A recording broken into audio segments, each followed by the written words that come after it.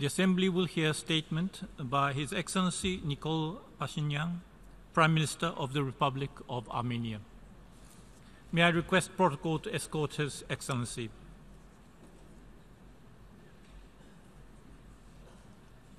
I have great pleasure in welcoming the Prime Minister of the Republic of Armenia. I invite him to address the General Assembly. Thank you. Distinguished President of the General Assembly, Excellencies, ladies and gentlemen. First of all, I would like to congratulate Her Excellency Maria Fernanda Espinosa Garce upon her elections as a President of the 73rd session of the General Assembly and wish us fruitful deliberations under her able leadership. Ladies and gentlemen, it is a great honor to address you as a leader who has recently become the Prime Minister of Armenia as a result of People's Revolution, which is now known as the Armenian Velvet Revolution. I would like to take a minute to share the story of our victory over the authoritarian rule. The people of Armenia succeeded in unpredicted and unprecedented revolution without any violence, any victims, or public disorder. And it was not coincident. Our intention was to make a revolution of love and solidarity. From the very beginning, we declared that we ruled out any violence. We declared that even if violence was used against us, we would not respond with violence. We declared that our response would be with raised and open hands, smile and love. When we started this political process, there were only dozens of us marching from the second biggest city of Armenia, Gyumri, to the capital, Yerevan. When we reached Yerevan and showed our determination and devotion to the principle of nonviolence, our entire nation rose against the ruling regime in unity and solidarity. And we won without a single shot and without any victims, only through the peaceful demonstrations. We succeeded against all expectations. Even well-known experts and think tanks were skeptical about our victory. Against all odds, I was elected Prime Minister. I was elected in a parliament where I had only 4 reliable votes, including my own. Yet it was possible.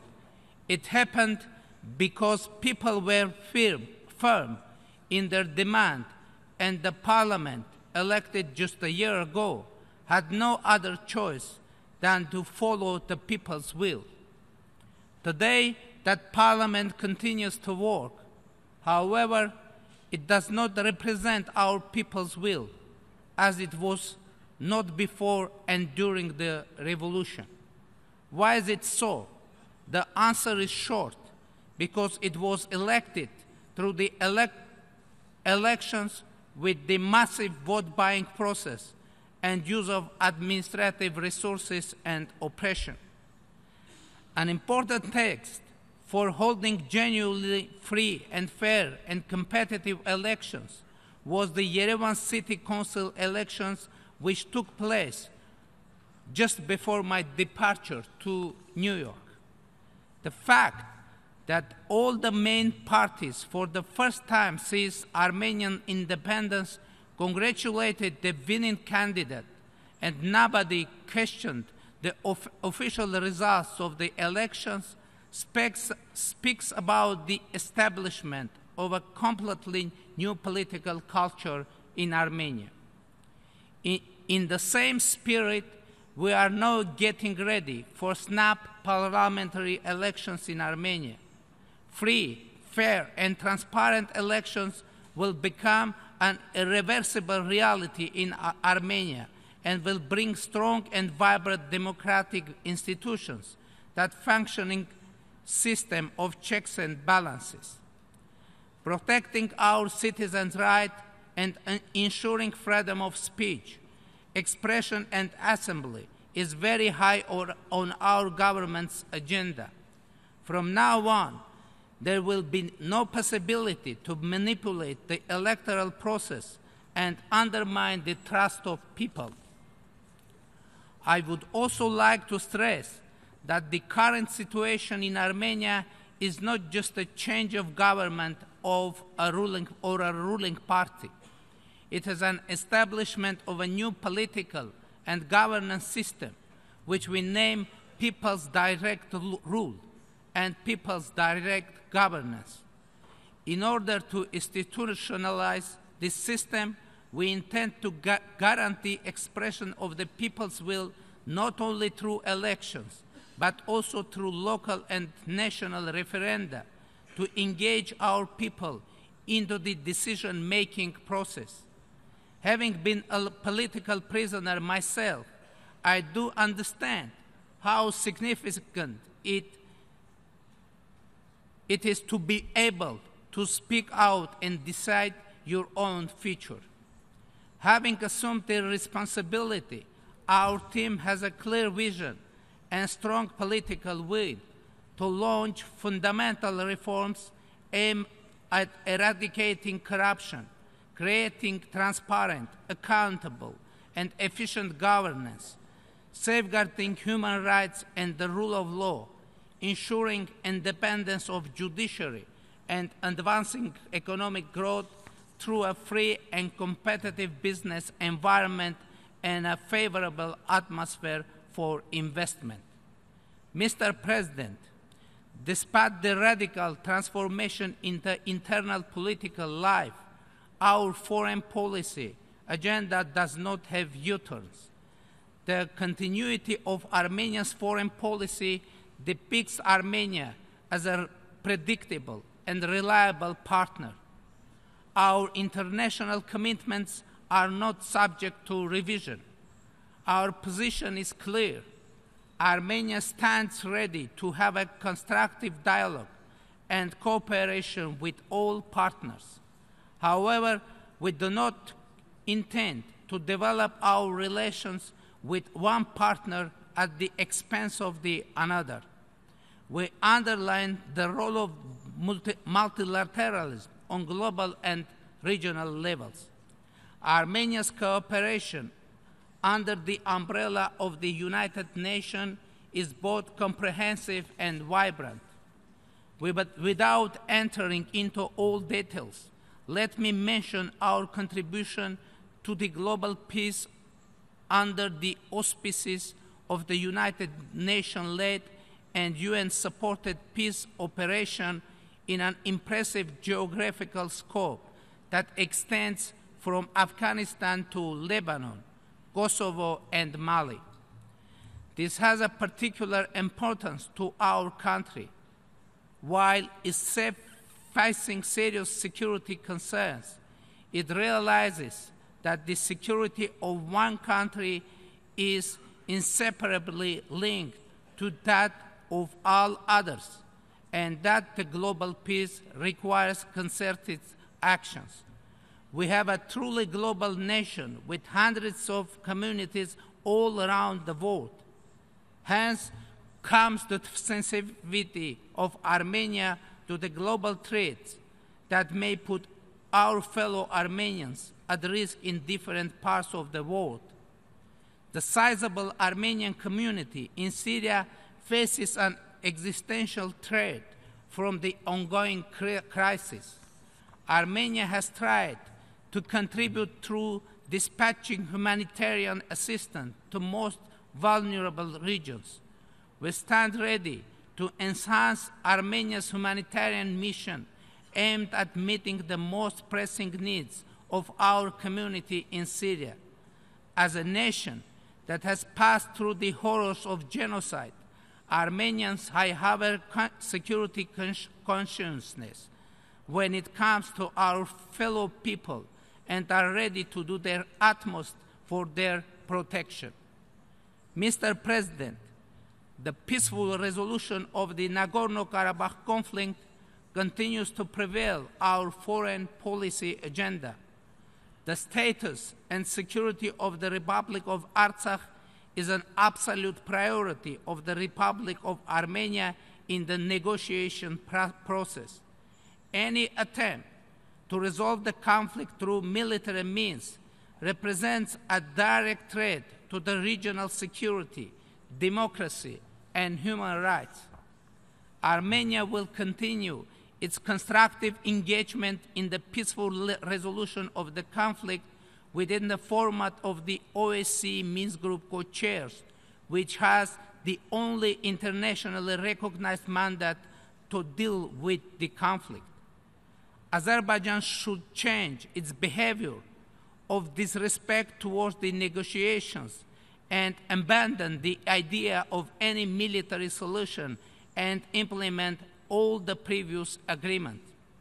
Furthermore, if Azerbaijan is truly committed to the peace process, it should start talking to the main subject of this conflict, Nagorno-Karabakh. Azerbaijan declares on every occasion that Karabakh should be a part of its territory.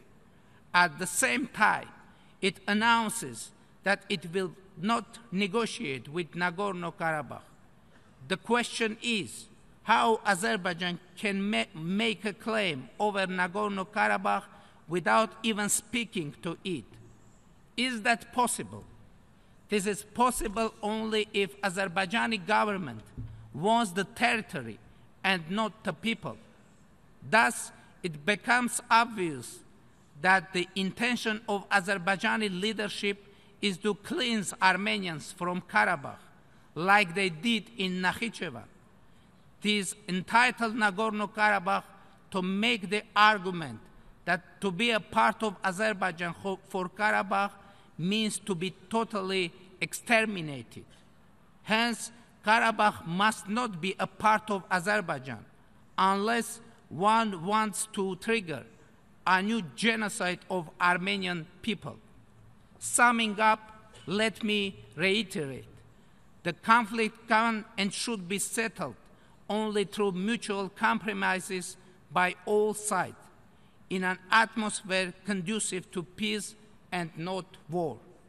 Last but not least, let me also express my satisfaction to the Secretary General of the United Nations for his unwavering support to the efforts and approaches of the OSCE Minsk Group co-chairmanship. Mr. President, the topic of our deliberations making the United Nations relevant to all people, global leadership, and shared responsibilities for peaceful, equitable, and sustainable societies demonstrates our consistent approach to the Agenda 2030 and the Sustainable Development Goals. Indeed, the United Nations and its development agenda should be relevant and accessible for all. No one should be left behind, as we keep repeating in our collective efforts. Earlier in July this year, Armenia presented its first voluntary national report on the implementation of the Sustainable Development Goal at the high-level political forum.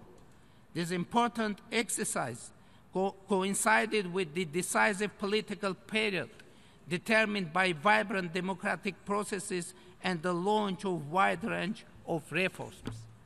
Armenia is committed to the creation and development of knowledge-based and innovative platforms that will leverage the impact and accelerate the implementation of the development agenda. In this regard, we recognize the indispensable role of the UN and its specialized agencies, as well as the role of the cooperation with other potential partners. As a newly elected member of the ECOSOC and the candidate for the Human Rights Council for the term 2020-2022, Armenia will do its utmost to contribute to the realization of sustainable development goals and to protection and promotion of human rights and fundamental freedoms.